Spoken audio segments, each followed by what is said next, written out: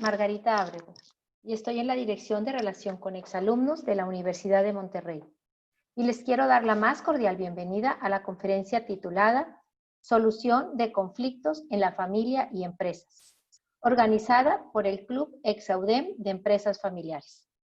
Antes de comenzar, los queremos invitar a conocer la campaña Crea una educación sin pausas. Este 2020 el mundo se detuvo, orillando a cientos de familias a pausar la educación de sus hijos. En Nuevo León, miles de alumnos de bachillerato y profesional no regresarán a clases. En la Universidad de Monterrey, queremos que el talento no se detenga. Con tu apoyo, los sueños de nuestros jóvenes pueden continuar a través de Crea una educación sin pausas. Los invitamos a ver el siguiente video para conocer cómo, con tu apoyo, lograremos que ningún joven abandone sus estudios. En el 2020 nos hemos enfrentado a grandes retos que han alterado la vida de las personas en todo el mundo. Transformamos nuestra manera de vivir, sumergidos en incertidumbre y en un periodo de pausa indefinida, en donde la economía de muchas familias se ha visto impactada, afectando su presente y su futuro. Ante la nueva realidad, en Nuevo León, miles de jóvenes de profesional y bachillerato se ven en la necesidad de pausar su educación por la falta de recursos. Y en la UDEM, más de 1,000 alumnos están en riesgo de abandonar sus estudios. Debido a esto, buscamos ampliar nuestro fondo de becas, con la intención de apoyar a los estudiantes de preparatoria y profesional de la Universidad de Monterrey que se encuentran en esta situación. El Fondo de Becas de la UDEM está integrado por recursos provenientes de la universidad y principalmente de las aportaciones de benefactores de nuestra comunidad. Esto quiere decir que este apoyo proviene en su mayoría de personas como tú y como yo. Somos nosotros quienes tenemos realmente el poder de hacer un cambio y lograr que estos jóvenes puedan continuar o iniciar con sus estudios y cumplir sus sueños. Todos podemos ser parte del movimiento en beneficio a los estudiantes, no importa tu edad, oficio o profesión. Con nuestro donativo podemos hacer la diferencia en la vida de muchos jóvenes. Para sumarte a esta causa, ingresa a la página web sinpausas.udem.edu.mx. Da clic en el botón de donaciones, en donde podrás visualizar el tipo de donaciones posibles y selecciona la cantidad con la que deseas apoyar e ingresa los datos correspondientes. Además, tendrás la opción de invitar a más personas a sumarse a este movimiento. Listo, oficialmente serás un benefactor sin pausas y estarás apoyando a que muchos alumnos puedan construir su futuro. Por ti, nuestros estudiantes tendrán la oportunidad de alcanzar sus sueños y continuar con sus estudios. Tú puedes hacer la diferencia. Crea una educación sin pausas.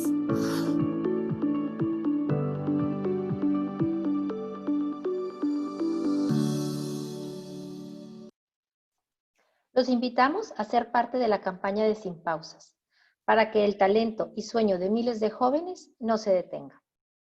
También queremos agradecer al Club Exaudem de Empresas Familiares por organizar esta conferencia. Es por eso que te invitamos a unirte y participar en los clubs Exaudem, para que participes con otros exalumnos en actividades de tu interés. Si alguno de ustedes está interesado en sumarse, nos puede enviar un correo a exaudem@udem.edu.mx. Sin más preámbulo, deseo presentar a nuestra conferencista, Norma Aguilera Villagómez. Es licenciada en Relaciones Industriales. Cuenta con la maestría en Administración de la Calidad Integral y la maestría en Educación. Cuenta con un diplomado en Relaciones Laborales y en Gestión y Dirección de Empresas y Familiares por la UDEM. Está certificada como consultor en empresas familiares y en Family Enterprise Advancing and Consulting por el Family Firm Instituto en Boston, Massachusetts. Tiene la especialidad en el programa de posgrado en The Bowen Center from the Study of the Family por Georgetown University Family Center en Washington. Es socia consultora en Bucio Consultores y forma parte del grupo de consultores asociados del Centro de Empresas Familiares de UDEM. Las opiniones expresadas en este evento son propias del expositor y no necesariamente representan la postura de la Universidad de Monterrey ni de los departamentos que participan en esta actividad. Hagamos de este un espacio de construcción de diálogo e intercambio que contribuya a la formación integral de todos. Les compartimos también que la siguiente plática será grabada para el uso de la universidad y de la conferencista. Y los invitamos a realizar sus preguntas en la sección de preguntas y respuestas, que serán contestadas al final de la conferencia. Bienvenida, Norma. Adelante. Muchas gracias, Margarita. Y muchas gracias al Club Exaudem por invitarme. Es un placer siempre compartir cosas tan padres como, bueno, cómo solucionamos los problemas en las empresas familiares, en las empresas y en las familias. Sobre todo ahora que hemos tenido una época, como ustedes muy bien dicen, tan difícil. Quisiera compartirles una presentación y, como dice Margarita, hacer de esto un diálogo productivo sobre la solución de conflictos en la empresa y en la familia. El objetivo que estaríamos viendo y lo que me gustaría compartir con ustedes hoy es cómo adquirimos conocimientos o cómo revisamos la forma en que estamos resolviendo los problemas. Le agradezco muchísimo al Centro de Empresas Familiares que me haya invitado también. Yo colaboro con el Centro de Empresas Familiares como una de sus consultoras. Y realmente en el centro lo que vemos también es cómo los problemas los resolvemos con método, con pasos, con algo que nos permite tener continuidad en las generaciones y hacer que los problemas sean una oportunidad de encuentro y no desencuentro. Es decir, cómo ayudamos a resolver realmente los problemas en la empresa y en la familia.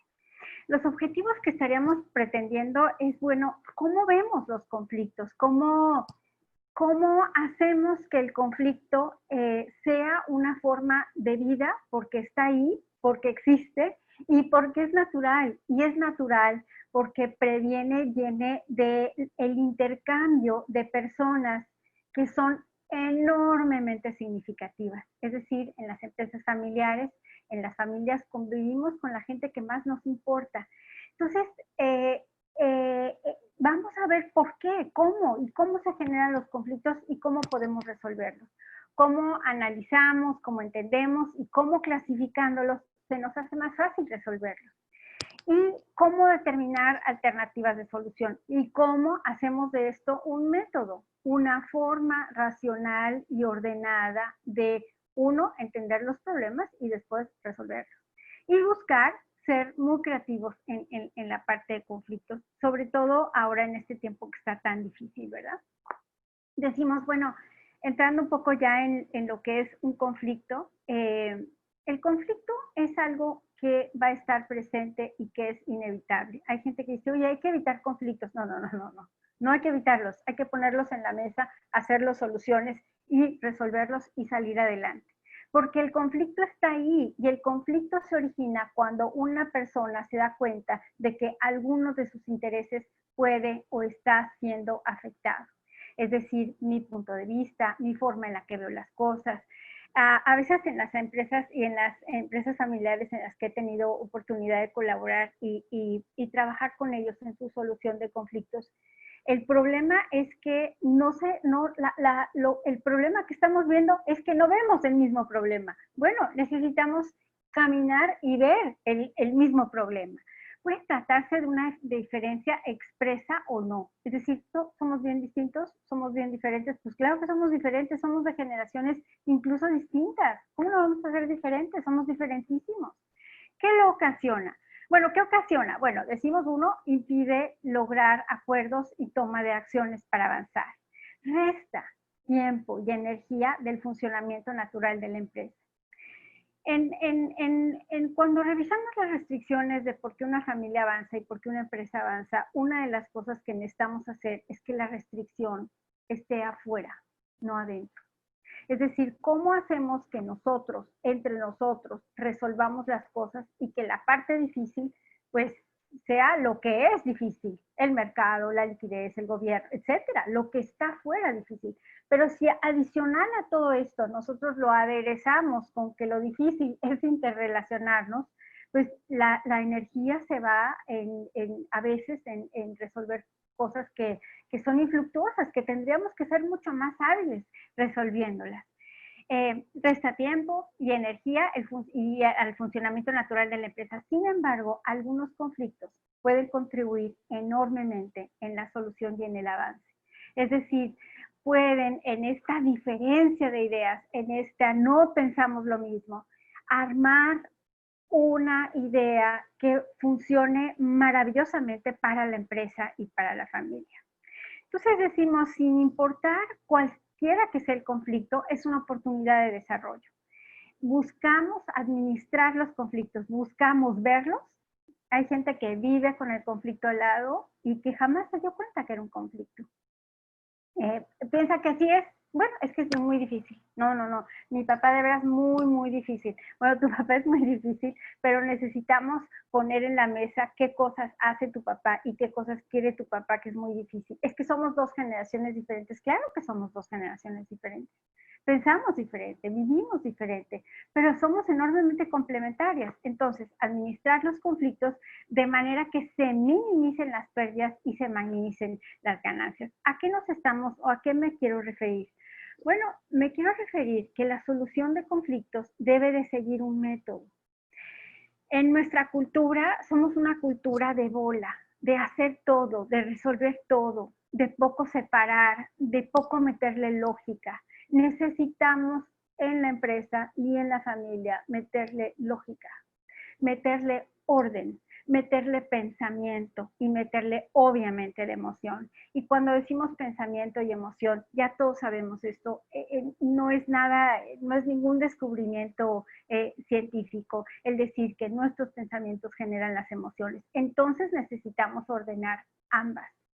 ¿Cómo? Pues identificando el conflicto. ¿Cómo? Clasificándolo. ¿Cómo? Definiendo consensuadamente, es decir, en el conjunto de todos y con la participación, cuál es el conflicto específico. Y si hay muchos conflictos, porque a veces están súper mezclados, bueno, vamos arreglándolo. ¿Dónde está el conflicto? Para poder generar alternativas de solución, generar acuerdos y después poderle dar un seguimiento a esos acuerdos y estandarizarlos, quiere decir, dejarlos como debe de ser. Déjenme compartirles un poco de la identificación del conflicto. En las familias que nos ha tocado revisar, a veces no entendemos, la primera parte es darnos cuenta que tenemos un conflicto, percibir que aquí hay un conflicto, no estamos de acuerdo y hay un conflicto. Hay un conflicto cuando hay un hijo que quiere crecer muy rápido y un papá que quiere crecer despacito. Hay un conflicto cuando la forma de invertir no coincide. Hay un conflicto cuando la forma de operar no coincide. Hay un conflicto cuando el rol no está claro. Se generan los conflictos, se hacen los conflictos y hay que darnos cuenta de que existen para resolverlos. Y necesitamos aceptar que tenemos diferencias, que estas diferencias son uno naturales y dos sanas y que necesitamos analizarlas y entonces definirlas, verbalizarlas, ponerlas en la mesa antes de resolver, antes de dictatorialmente decir así se hace y así se hace y se acabó. Es cierto, podemos llegar a un momento en donde decimos así se hace y así se hace y se acabó, pero antes démonos la oportunidad de definir el conflicto, ver dónde está, generar alternativas, evaluarlas y luego tomar las decisiones antes de imponerlas. Sobre todo porque estamos viviendo en esto que decíamos al principio, en un mundo donde la dificultad para conocer la situación es enorme porque estamos llenos de incertidumbre. Entonces nosotros adentro de la familia y adentro de la empresa necesitamos dar certeza. Porque es cierto, el mundo está ambiguo, está incierto, está volátil y es muy complejo, está mucho más complejo que antes. Las generaciones de antes, nosotros vivimos cosas que los jóvenes a lo mejor no han vivido, pero los jóvenes tienen herramientas que nosotros no teníamos y que tenemos que incorporar. Entonces, esta maravillosa y súper enriquecedora mezcla es muy buena cuando se puede poner de manera ordenada en la mesa. ¿Qué hemos hecho y cómo me ha tocado acompañar y en qué creo enormemente en el método? Bueno, que el conflicto necesita clasificarse, saber dónde está. Es algo que necesitamos clasificar por su ubicación, por el interés que está dañando o el interés que se está moviendo y por el grado de relación. Este pequeño caminito que vamos a revisar nos da la posibilidad de analizar con una lógica de mucha ayuda y de mucha claridad en dónde está el conflicto, partirlo en cachitos y poderlo resolver de poquito. ¿En dónde está el conflicto? ¿Está en la familia? Es que tú te crees mi mamá aquí, en la casa y en la empresa. Y en la empresa no eres mi mamá. Bueno, muy bien. ¿Dónde están los roles? ¿Dónde está el conflicto? ¿En la familia? ¿En la empresa? Está en la empresa, pero no está en la familia. Lo mezclamos porque en la familia hacemos cosas de empresa y como somos los mismos, hacemos cosas de empresa y cosas de familia. Entonces, ¿dónde está el conflicto?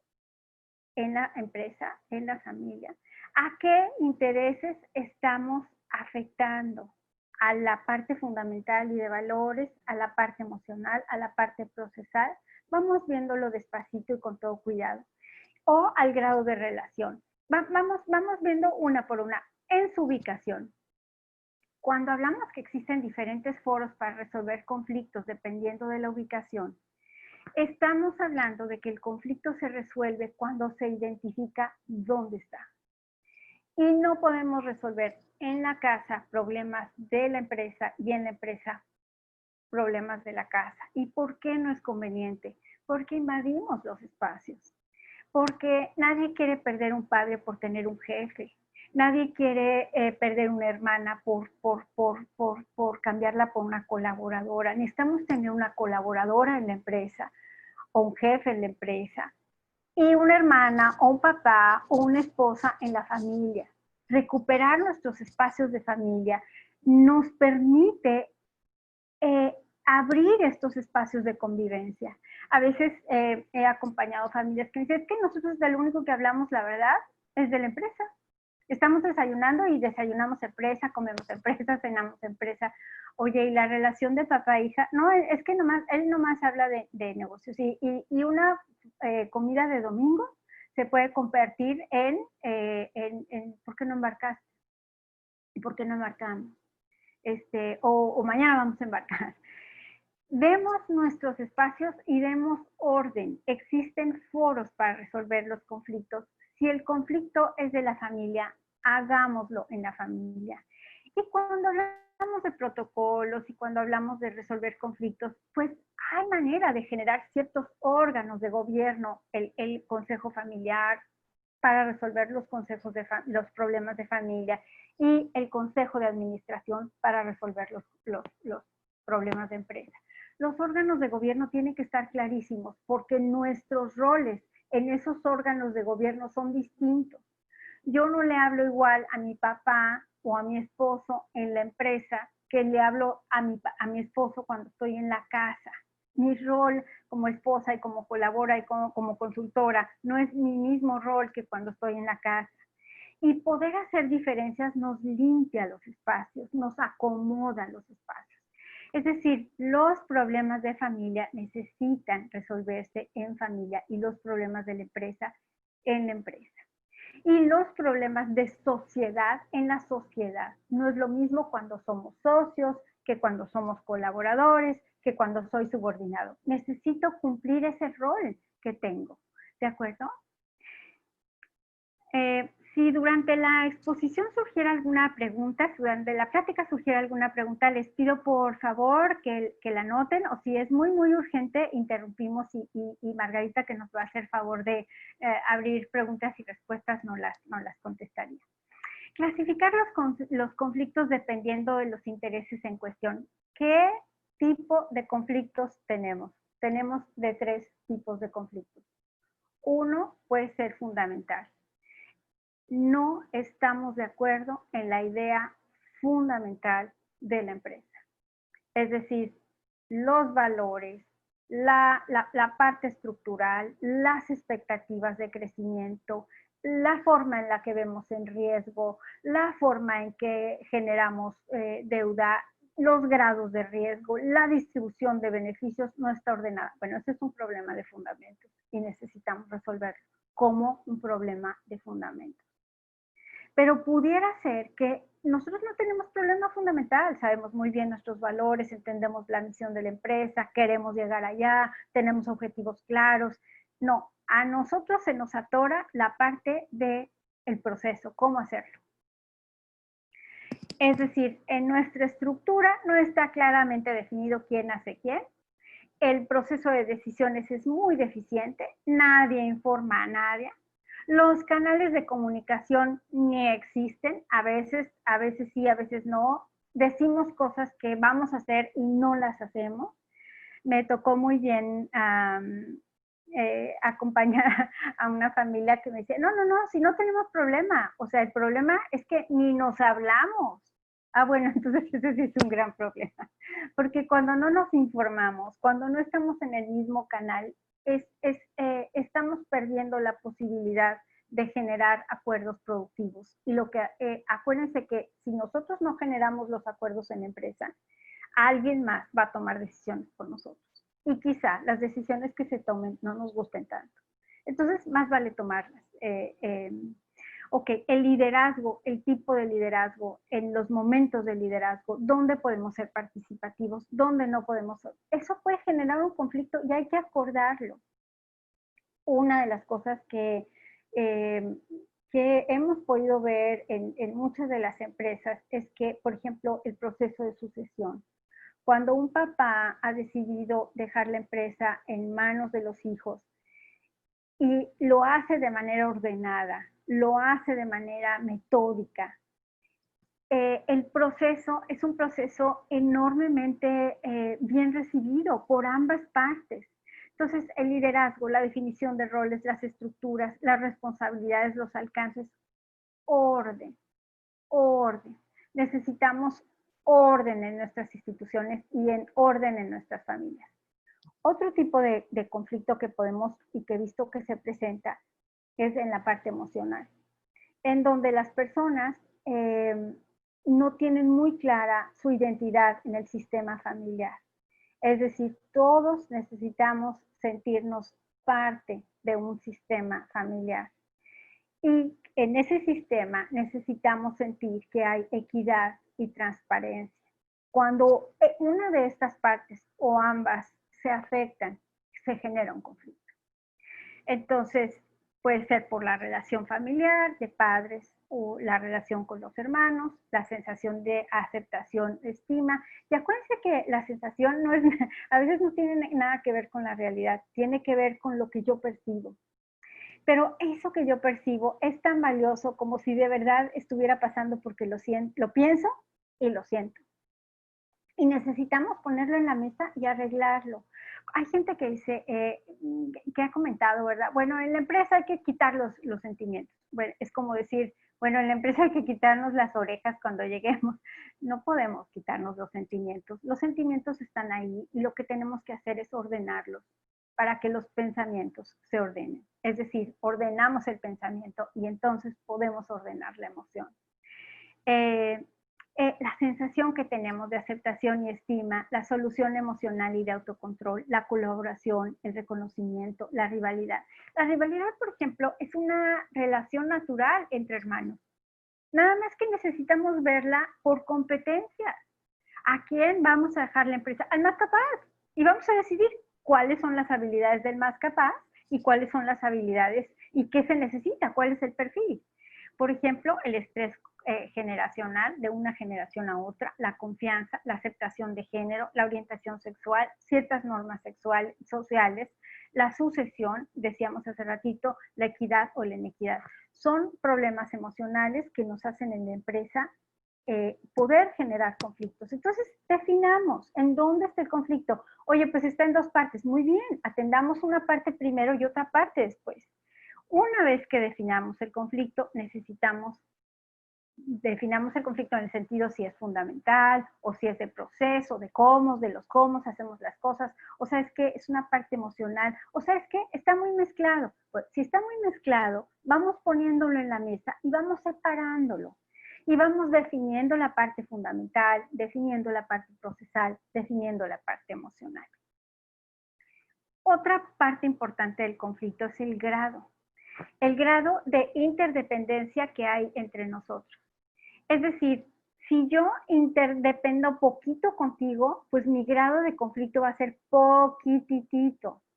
Pero si mi relación contigo es emocionalmente enorme, eres mi mamá, eres mi esposo, eres mi hijo, eres mi hija, eres mi esposa, la relación emocional es enorme. Entonces el grado que yo puedo generar conflicto es también muy amplio. Entonces, démonos cuenta que el grado de relación genera interdependencia y que esta está determinada por la relación de conflicto. Si yo tengo mucha interdependencia, voy a poderme enganchar muchísimo más fácil que si no la tuviera. Y bueno, una vez identificadas estas partes de dónde está el conflicto, ya lo ubicamos, vamos a recopilar información, vamos a ponerla en la mesa y entonces decimos con una escucha respetuosa y activa cuál es el conflicto. ¿Qué les recomiendo? Evitar juicios y generalizaciones. Es que tú siempre eres súper exagerada, la verdad. Tú siempre exageras. Bueno, no califiquemos. Aprendamos a esta parte profesional de poner las cosas en la mesa sin juicios. Evitar contaminación de los problemas. Ninguna versión es correcta o incorrecta. Todo lo que pongamos en la mesa es complementario y cada conflicto o diferencia de interés o problema deberá separarse en forma aislada. A veces no podemos resolver los conflictos porque los mezclamos. Emocionalmente estoy muy molesta, además estoy muy tensionado por la falta de liquidez, además estoy, pues entonces es los elementos para la tormenta perfecta, ¿verdad? Separemos, definamos de manera consensuada, en consenso, en participación, cuál es el conflicto. Y luego lo que podemos hacer muy bien es evaluar las diferentes alternativas de solución una vez que ya tenemos el conflicto muy identificado. Construimos escenarios y alternativas. Pero cuando del primer inicio, cuando notamos o percibimos que hay un conflicto, brincamos a la solución, te comiste toda la parte del análisis, nos comemos toda la parte de la pensada y esa es la parte que nos hace tener la posibilidad de llegar a acuerdos duraderos y firmes y que enriquezcan y nutran a la familia y a la empresa.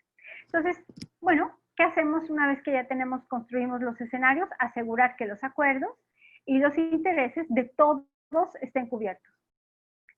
¿Cómo te puedes adaptar? ¿Cómo tú te puedes adaptar? ¿Qué es lo que tú estás diciendo? ¿De qué problema estás? Cuidando el principio, decíamos, que es tan importante de equidad y transparencia. Entonces, las decisiones van a venir a través de construir esos escenarios de alternativas. Ya quiero compartirles en un momentito una experiencia que tuvimos de acompañar un proceso de sucesión que fue un caso verdaderamente de éxito. Por supuesto, los nombres están guardados y la identidad de la familia está totalmente guardada, pero fue un caso muy bueno porque siguieron una metodología de análisis y solución para ese problema específico de sucesión muy importante. Entonces, bueno, construcción de escenarios y luego análisis de ventajas y desventajas.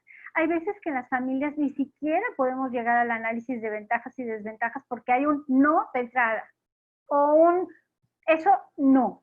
Bueno, y no lo podemos analizar, no lo podemos poner en la mesa, pongámoslo en la mesa.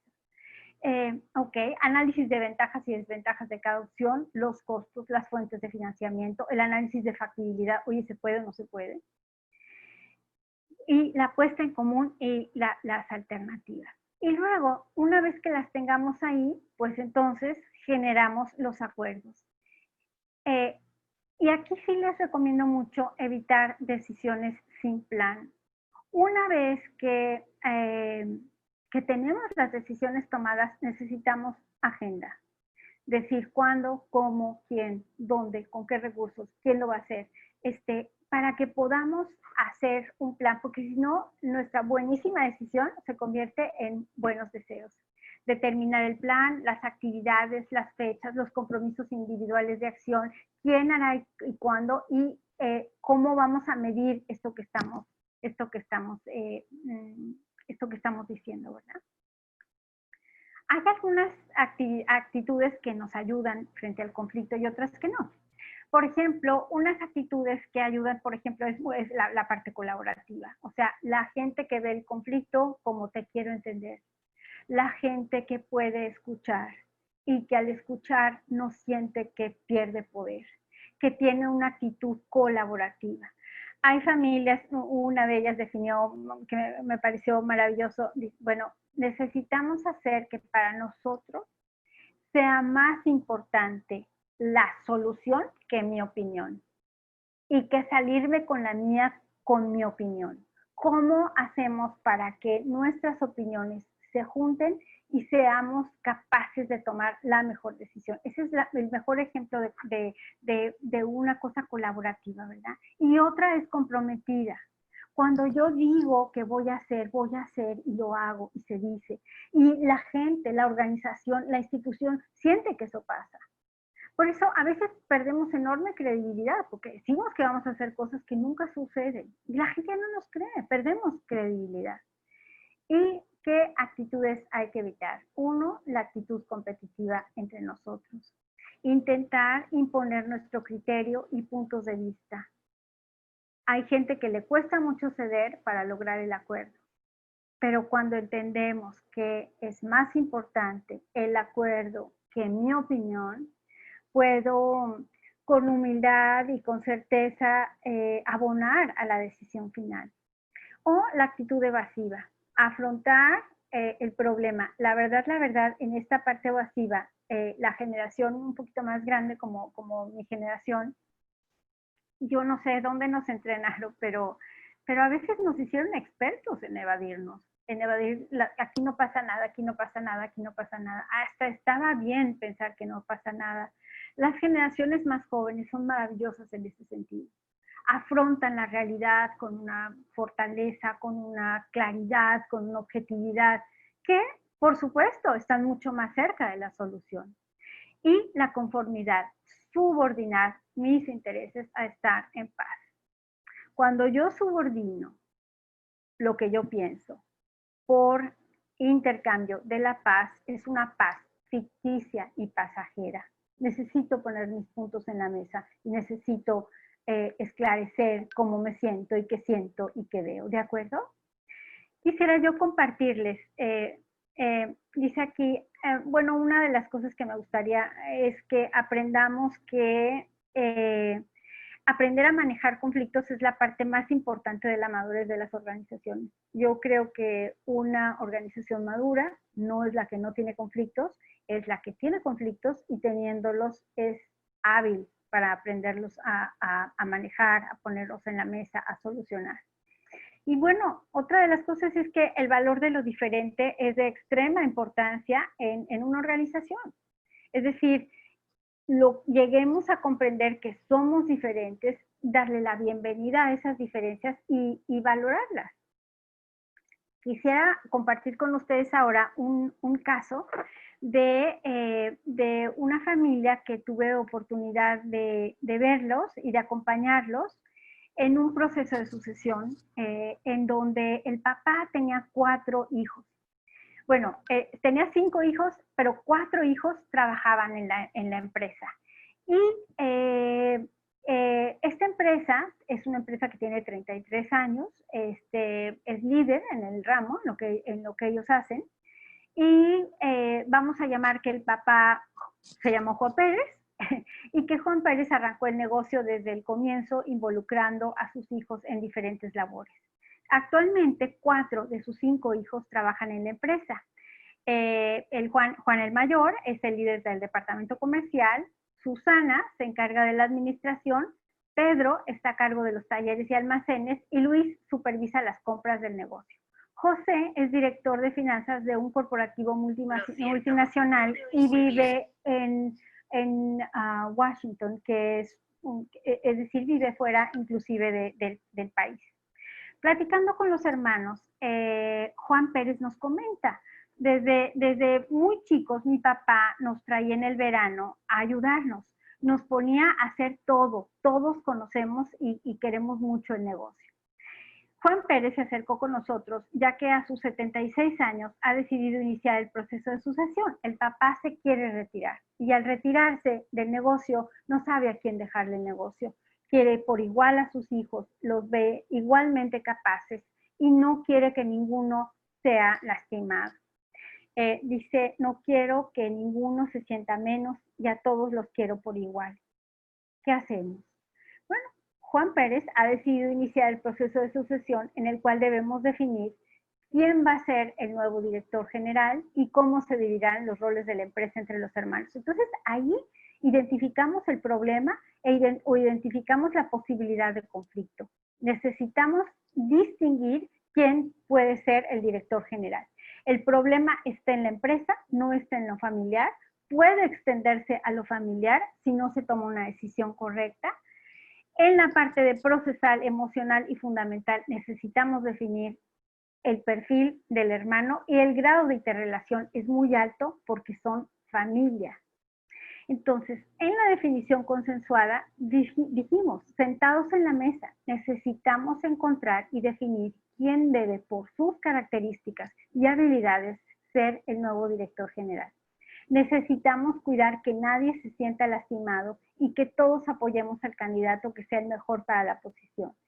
En bien de la empresa y la familia. No importa el número que ocupa en la familia, si es el hermano mayor, el que le sigue, la hermana o el hermano más pequeñito. Necesitamos definir las características del liderazgo de acuerdo al propio perfil de mi papá. Es decir, ellos tenían un excelente ejemplo en su papá de liderazgo y de éxito en la empresa y estaban queriendo tener un modelo de continuidad. Bueno, ¿quién de nosotros tiene esas habilidades y quién es mejor? Si después de analizar el perfil, allí en la mesa platicamos que si cualquiera de ellos o ninguno alcanzaba y tenía esas habilidades, entonces buscaríamos un externo.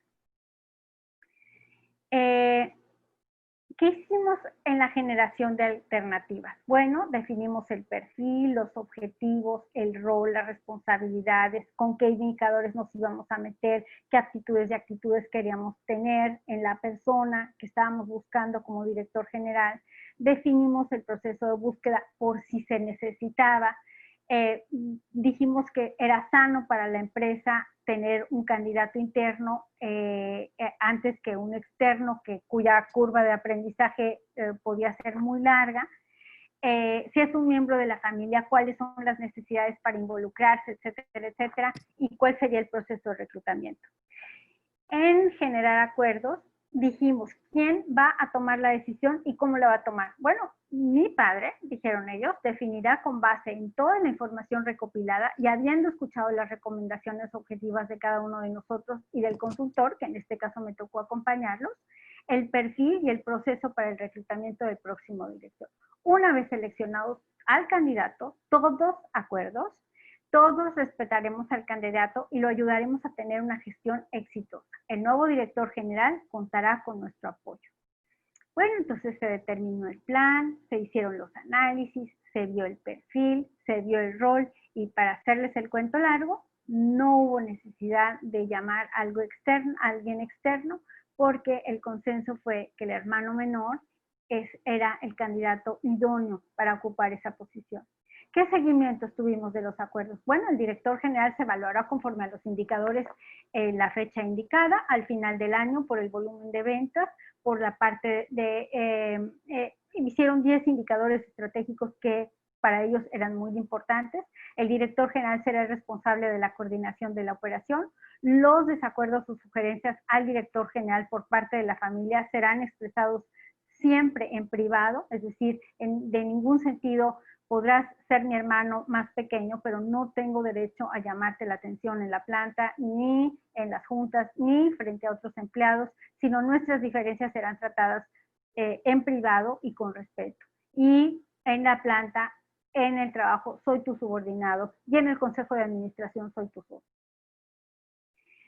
Y luego lo estandarizaron. Todo proceso de selección en puestos directivos deberá prioritariamente buscar candidatos internos y el proceso de reclutamiento y selección será definido y será documentado. Y lo resolvieron. Sinceramente creo que, y fue un ejemplo muy lindo, la empresa es muy exitosa, y sinceramente no creo que hay conflictos que no se puedan resolver. Hay que buscar las maneras ordenadas y técnicas de hacerlo. Pues le agradezco mucho a los exalumnos de la UDEM, me da un placer enorme haber tenido la oportunidad de platicar. Estoy absolutamente abierta para sus preguntas y estoy a sus órdenes en el Centro de Empresas Familiares, donde participo como consultor, y en mi mail, que pueden tomarlo, y estoy a sus órdenes. Margarita, estoy a tus órdenes para preguntas. Hola, Norma. Bueno, pues parece que hasta el momento no tenemos ninguna pregunta. Ok. No sé si queramos animar a los participantes a escribir sus preguntas aquí en la sección de preguntas y respuestas. Hay un espacito en el chat donde se puede preguntar, donde pueden preguntarlas. No sé si puedan hacerlo. Déjenme, mientras se animan a las preguntas, déjenme... Aquí tenemos sí. una pregunta. Ok. ¿Qué ocurre en las familias donde los hermanos no se ponen de acuerdo en el hermano que va a ser el sucesor? Sí. ¿Cómo se maneja eso? Yo creo que el caso que vimos hoy es un caso que les puede ayudar mucho. Necesitan ponerse de acuerdo primero en cuál es el perfil del director general que quieren buscar y que están buscando. Y después analizar las habilidades y las características de cada hermano. A veces hacerlo por sí mismo es difícil porque internamente, pero a veces somos muy hábiles, o hay alguien en la familia de recursos humanos que puede muy bien manejarlo. Lo que les recomiendo es que con mucha inteligencia definan el perfil de director general que necesitan y vean las habilidades. Es muy difícil entre hermanos, de manera solitos, decidir quién deberá de ser el mayor. Yo creo que hay que hacerlo con objetividad, hay que hacerlo viendo el bien de la empresa y viendo el bien de la familia y pensando en quién es el más adecuado. No es el mejor sustituto, no es el hijo más querido, ni el menos querido, es el más adecuado por sus habilidades, por sus características. Sí. Tenemos otra. Nos preguntan, Sí. ¿cuánto tiempo se llevó ese proceso de sucesión del caso que explicaste? Como 7 meses, más o menos. Sí. Entre 6 y 7 meses tardamos entre la primera parte donde definíamos los perfiles, que eso tardó un poquito, porque tuvimos que revisar los fundamentos y tuvimos que trabajar en la receta secreta del papá, qué queremos que siga pasando y qué queremos que deje de pasar.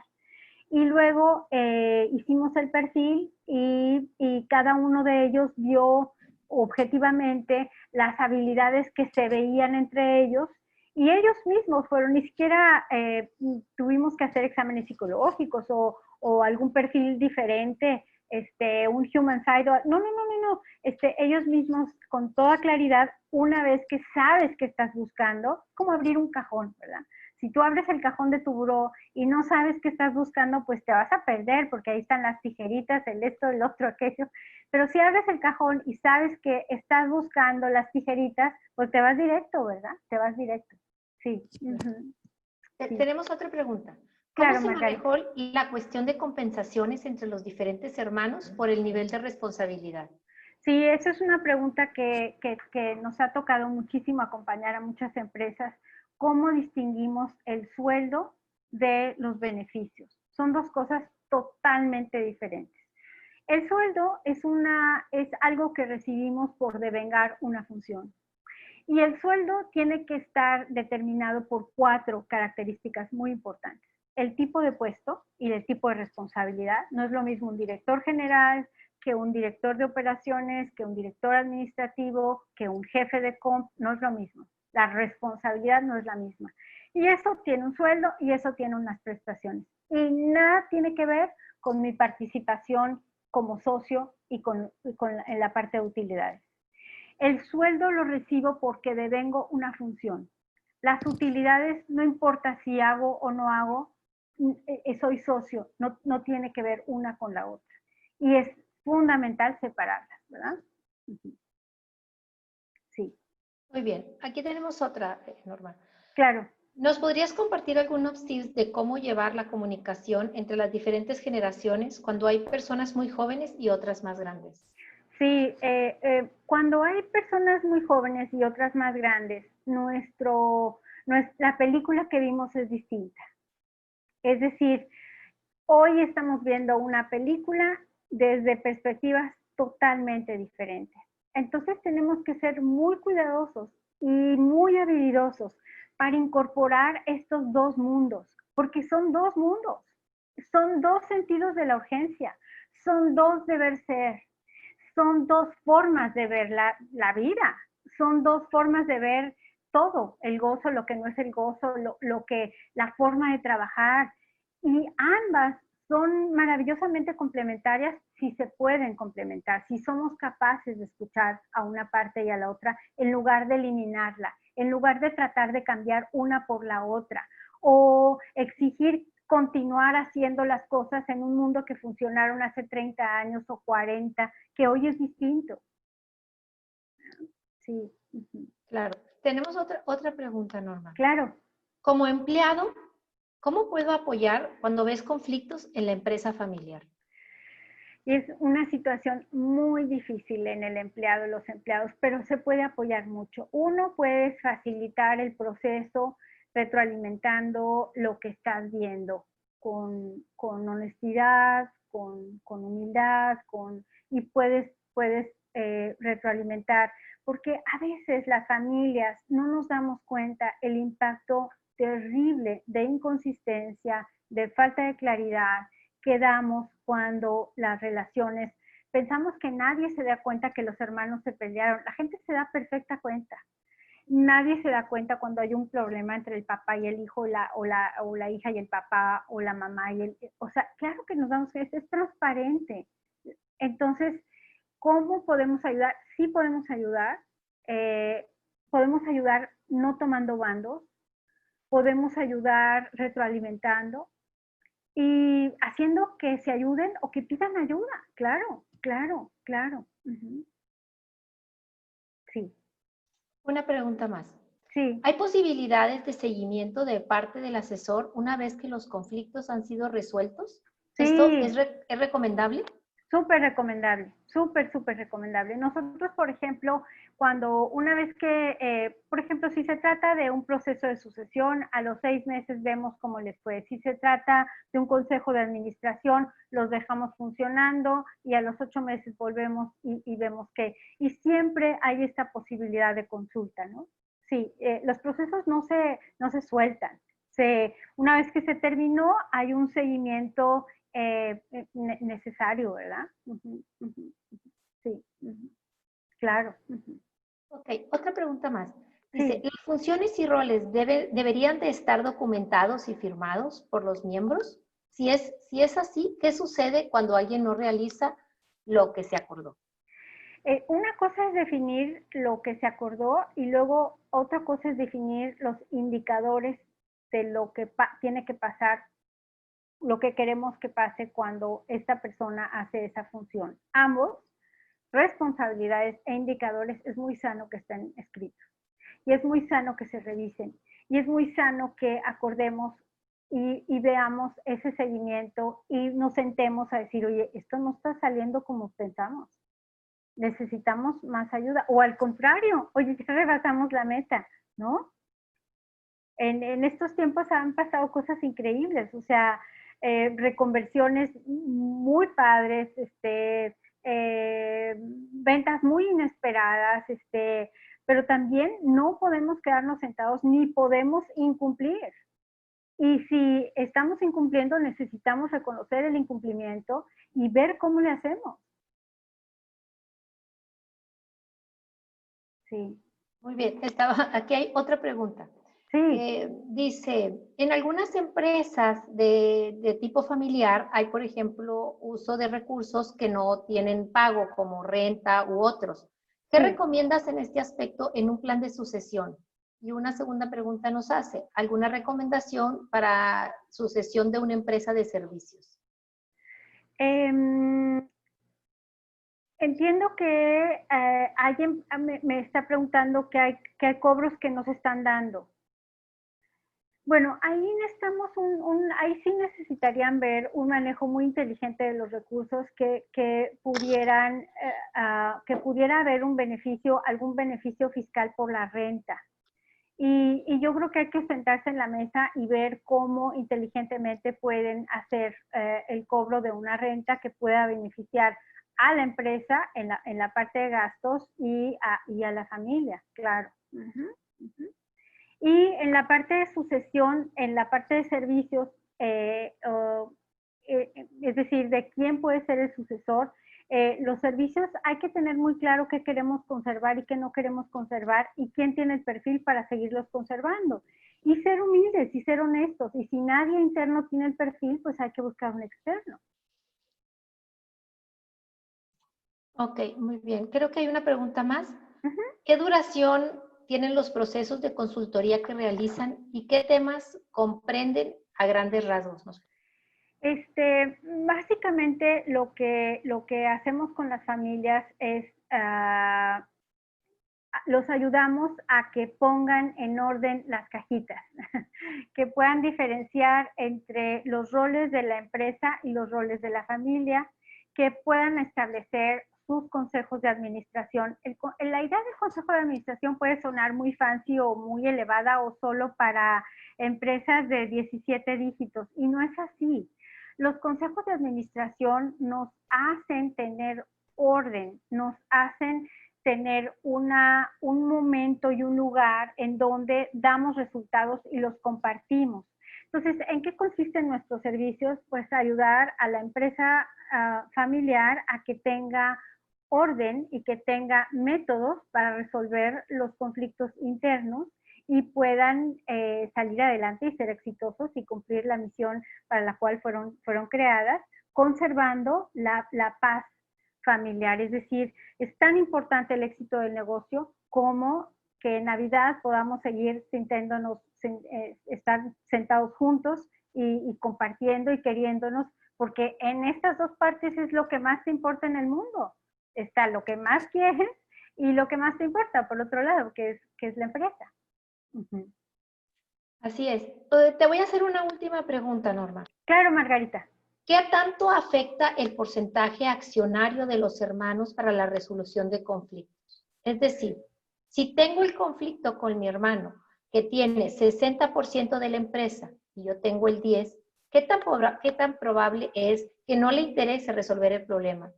Considero que para que pueda existir empresas familiares, los porcentajes accionarios deben estar equilibrados. Su opinión, por favor. Sinceramente, los porcentajes accionarios normalmente están dados a juicio del fundador. Y el fundador tiene una lógica particular que sigue para hacer estos dividendos. Puede ser que estos dividendos estén generando conflicto, en cuyo caso necesitan ponerse en la mesa y ver cómo buscamos la equidad y el equilibrio. Y claro que en la operación es distinto que la relación accionaria. En los porcentajes, en las acciones, somos socios y los dos estamos corriendo riesgos. Y en la operación hay un jefe y hay un subordinado. Y eso necesitamos distinguirlo. Pero yo les recomiendo a esta persona que lo pueda plantear en la mesa como un problema de equidad. Las cosas cuando se ventilan se ordenan. Sí. Muchas gracias, Norma. Pues bueno, no nos queda nada más que agradecerte tu participación en esta noche y pues muchas gracias a todos por acompañarnos el día de hoy. Ha sido un gusto volver a estar en contacto con ustedes. Recuerden que tenemos muchas actividades desde Exaude y por lo pronto los invitamos a ser parte de la campaña de Sin Pausas para que el talento y sueños de miles de jóvenes no se detengan. También los invitamos a sumarse a Trayectoria Ex-UDEM, en donde podrán compartir su tiempo y talento a las nuevas generaciones de alumnos. Asimismo, los invitamos a conocer más del Legado Educativo UDEM, un programa que te permite pagar de manera anticipada la educación de tus hijos. Los esperamos a todos en nuestros siguientes eventos. Y les recordamos que les llegará una encuesta al correo que se registraron y noticias de nuestros próximos eventos. Muchas gracias a todos y que pasen buenas noches. Muchas gracias, Norma, muy valiosa tu A ustedes por plática. invitarme. Muchas gracias. Encantada.